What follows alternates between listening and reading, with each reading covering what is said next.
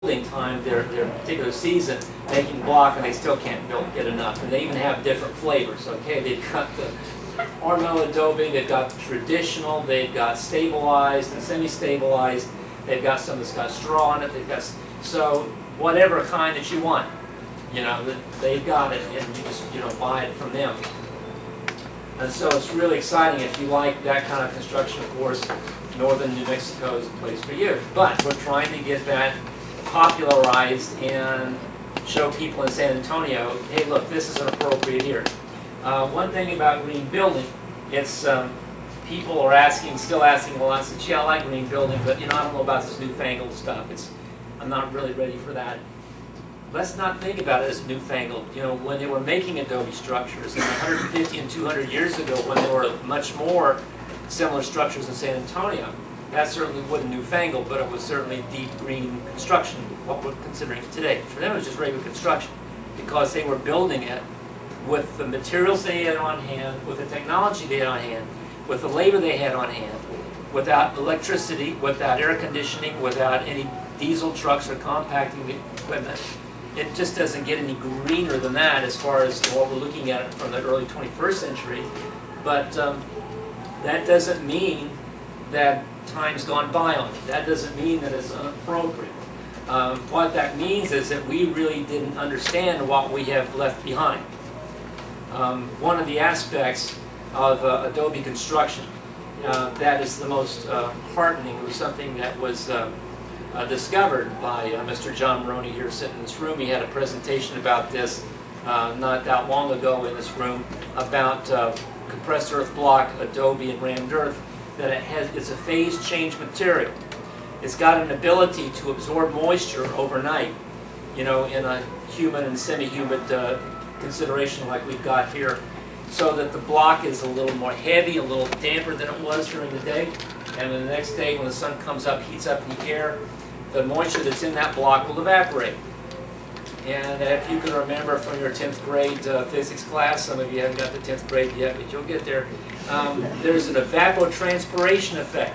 In order for water to evaporate out of something, it has to take heat to do that. So it will take heat from the interior of a space of a room, and Mr. Maroney's chart where he's documented this shows how the temperatures are still way, way, way cool in the afternoon because this evapotranspiration effect is taking place and keeping a space cool without air conditioning. It's sort of like having a solid version of a swamp cooler. And so no other building material that anybody can think of has this phase change ability to do this very, very welcome effect in our kind of climate. But here you are, and this whole conference was based on construction that has that at its heart. And so we'd like to see it introduced in San Antonio. I'm not Pollyannish enough to think that tomorrow that all builders are going to wake up and say, hey, we're going to build like this from now on. It's not going to happen. But I would sure like to see at least 3%, and my dream is to have 10% of the construction done like this in the next 10, 15 years. And it's possible. It's cost effective, it's very durable, we've already talked about it being cool, and all of the little pieces are starting to get into place. And you know what? We don't have any shortage of dirt. We got plenty of dirt. So, yes, sir. Yeah, I think it's kind of interesting. With one of those adobe yards, they're making 10 to 20,000 a day, and they can't keep up with the demand. Yeah, 10 to 20,000 blocks a day. That's a house a day. Can't keep up with the demand. So that's that kind of gives you an idea that some people are doing it and they've figured it out. Okay, the lower pictures. The picture on the lower left is a structure that was at the North New Mexico College that has been in a state of disrepair, but is still worth studying. There's some fireplace, there's chimneys, there's wall sections. You can see how they reinforce the base. They've got a foundation.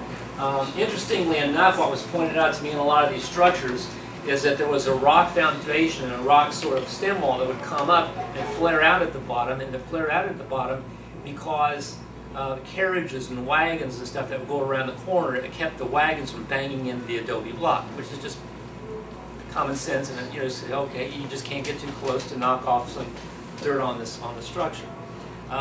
The middle picture there is Tim White. He's giving a demonstration on lime plaster. I'll have a lot more pictures on Tim White later on because he was involved in another workshop I was in.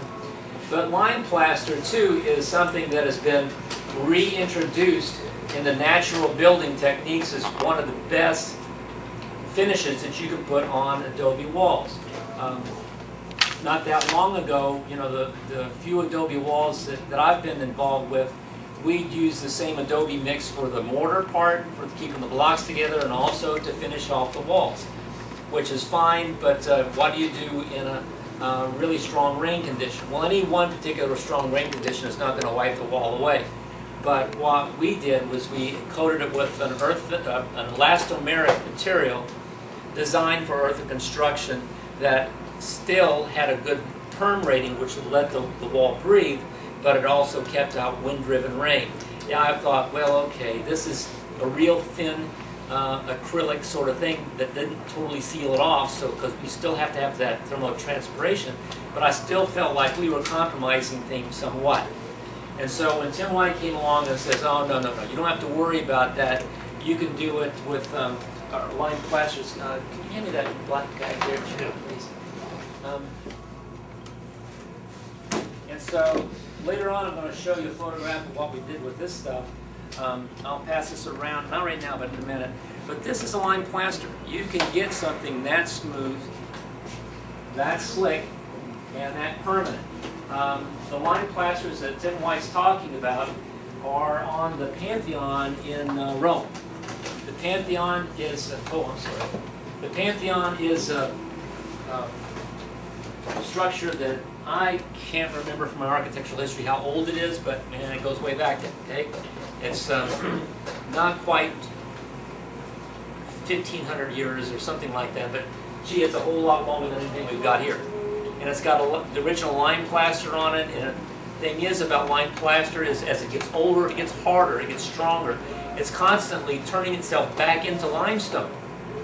It's a very, very intriguing material where you've taken limestone, crushed it up, you've processed it, you've added, you know, you've done things to process it which releases carbon dioxide. And guess what it does as it cures? It absorbs carbon dioxide. It also It uses carbon dioxide to turn it from calcium carbonate back into limestone. Yes. lime will also, slaked lime will also seal itself. Yes. If it has a crack, it will seal itself. Yeah, slaked lime will seal itself. It's wonderful, wonderful. It's magic stuff, you know. And a lot of people say, well, gee, why aren't we using it? Probably because no big corporation's been able to patent it. So that might be why. I don't know. Okay. My political thing showing there. Okay, never mind. Okay. So the bottom picture just shows some of the people who are sitting around listening to Tim, and we're sitting and standing on all sorts of adobe walls, and there's some adobe mud ovens, and which are wonderful. You know, you've seen these ovens that Native Americans have made. There's some in the courtyard of the San Jose Mission. The way they made their breads and they cook a lot of their food, so they've just got a raging fire going on in there, and heat all the block and the brick, the firing brick up inside this oven. Take the fire out of the way, and you've got a very, very hot oven that's going to be hot a long time. You put your bread in there, and it'll cook your bread, it'll cook whatever you want. And it's and guess what? They did it outdoors. Smart, huh? Now, I don't know why more people don't think about having a summer kitchen where you're doing cooking outside.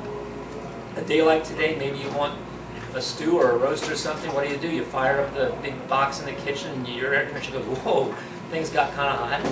All right, so you're using energy to cook, and you're also using a whole lot more energy to cool that space off again. Think about these kind of things as being possibilities, you know, for outdoor kitchens. Now, that's not going to be for everybody. You know, if you're trying to do a souffle, it's going to be very difficult to say, well, how much temperature have I got in there? So it's not for everybody.